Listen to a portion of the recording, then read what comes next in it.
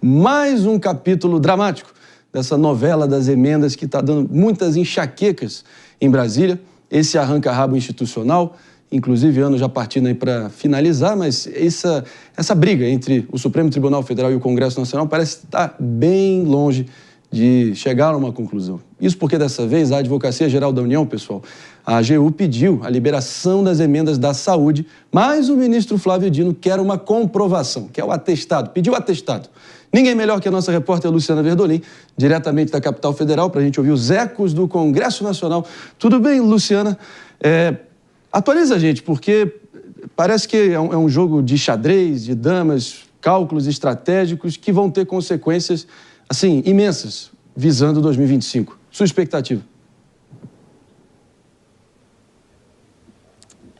Bom dia, Marinho. Bom dia a todos que acompanham a gente, ao pessoal que está no estúdio. Olha, essa briga, a gente tem dito aqui, essa briga ainda vai longe. A Advocacia Geral da União quer explicações do Supremo Tribunal Federal também com relação às emendas empenhadas até o dia 23 de dezembro. Como é que vai ser a liberação, né? Como é que vai ser o procedimento para que elas sejam efetivamente pagas? Porque nessa decisão do ministro Flávio Dino de suspender, de liberar algumas da saúde, ele disse que aquelas emendas empenhadas até o dia 23, elas podem ser empenhadas, elas vão ser pagas, mas precisam das contas específicas. Aí a Advocacia Geral da União está perguntando ao Supremo Tribunal Federal exatamente qual o processo para evitar novas polêmicas e recomendou que o Palácio do Planalto, né, que o governo federal segure, pelo menos por enquanto, qualquer liberação até que o Supremo dê a resposta.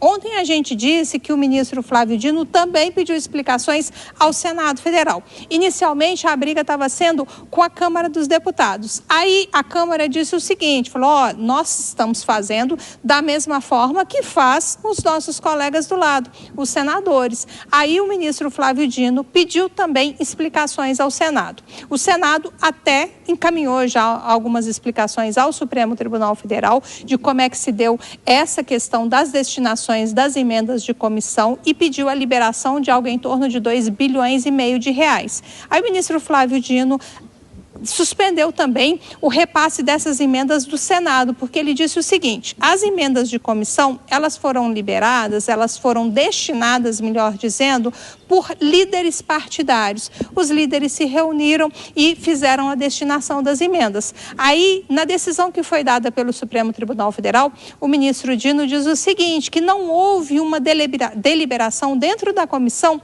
para definir exatamente quanto ia, para quem ia e como devia ser aplicado esse recurso e, por isso, mandou suspender também esse repasse até novas explicações do Congresso Nacional, mais precisamente do Senado Federal. Então, assim, a gente ainda vai falar dessas questões, ainda tem muita emenda bloqueada, principalmente as emendas de comissão, as relacionadas à saúde já tem o compromisso, né, de liberação se os gestores criarem as chamadas contas específicas para movimentar esse dinheiro.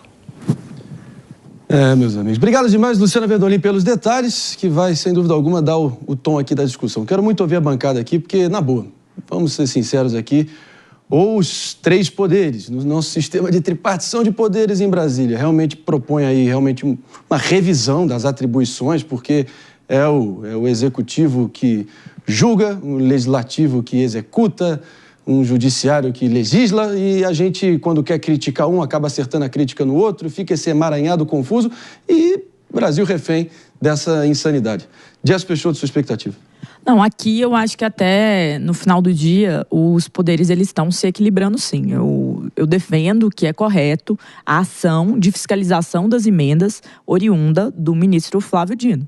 Essa é uma realidade que é necessária no Brasil. Por quê? Como bem ressaltou aí a nossa querida Luciana, um dos grandes problemas aí das comissões é que muitas das vezes, André, as ideias e os pontos de aonde vão se destinar as emendas, elas nem são são tão democráticas em relação às escolhas, e vem muitos dos caciques partidários que têm uma força maior dentro desses grupos. Então, o que o ministro está pedindo aqui é mais transparência e rastreabilidade em relação a onde essas emendas estão indo, por que estão indo, seja plano de trabalho, dentre várias outras coisas. Então, imagina que você está empenhando aí para você conseguir um financiamento, e você quer conseguir um financiamento para o seu negócio. Você apresenta um plano de negócios. Nada mais justo que a gente tenha o mesmo tipo de cuidado com o dinheiro público.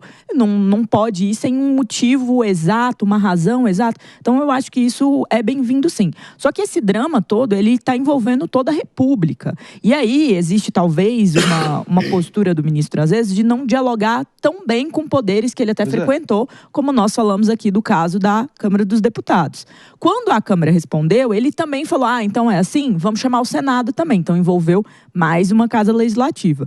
Do outro lado, nós temos o ministro Zé Padilha, ministro do governo Lula, que está tentando colocar um pouco ali de panos quentes para manter uma boa relação ali com as casas legislativas das quais eles dependem muito, o governo federal.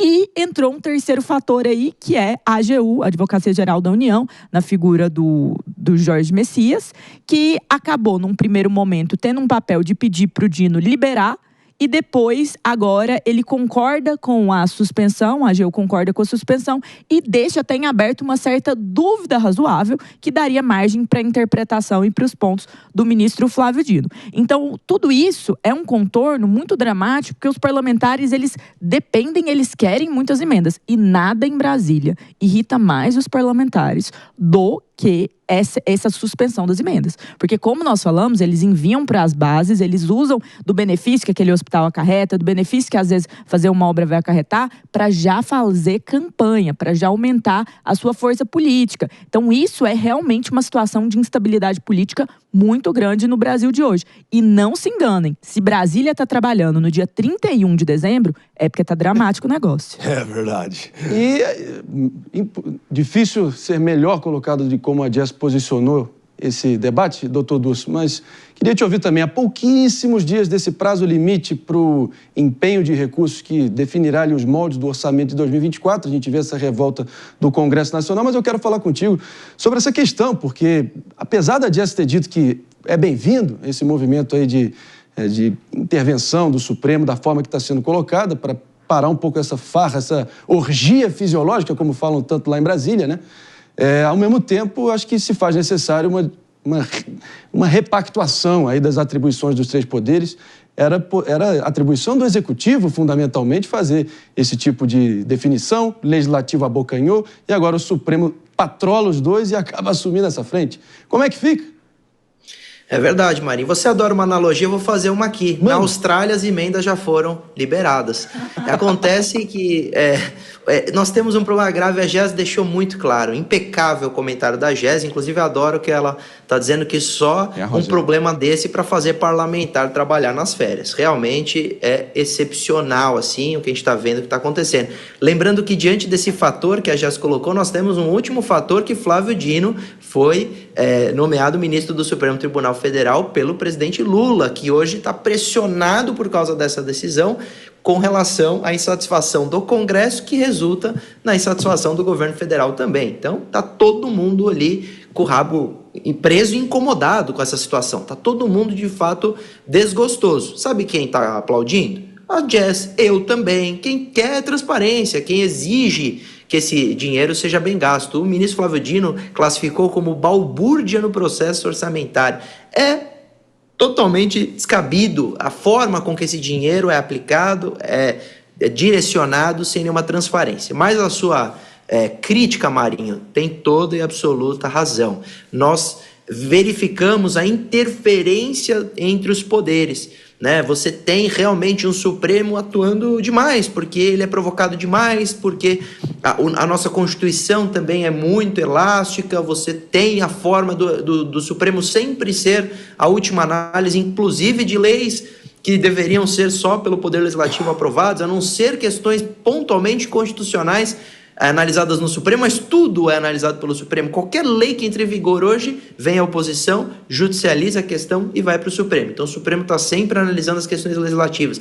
A mesma coisa com relação ao governo federal e o Congresso Nacional e vice-versa. Então os poderes estão realmente ali um conflito constante que não deveria ocorrer, mas Flávio Dino, nessa situação, foi uma cabeça bastante importante para trazer uma cobrança, porque, a meu ver, os poderes estão lá exatamente para fiscalização entre eles, e o Supremo Tribunal Federal, por defender a Constituição, quando vê o princípio da transparência, por exemplo, sendo afetado, e tantos outros princípios constitucionais que obrigam que o dinheiro público seja gasto de maneira transparente, de maneira rastreável, e não está sendo, você tem que ter alguém que tenha coragem para comprar uma briga com o governo federal e com o Congresso Nacional. É uma história que em 2025 nós teremos a resposta, mas a Austrália já sabe o que vai acontecer.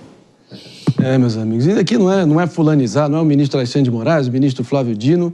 Realmente acaba que o voto, né, que é um instrumento que todos nós aqui, o povo brasileiro tem, vai se parecendo cada vez mais irrelevante diante dessas instâncias burocráticas e sem qualquer controle popular, as pessoas não eleitas, né? Vamos lembrar isso.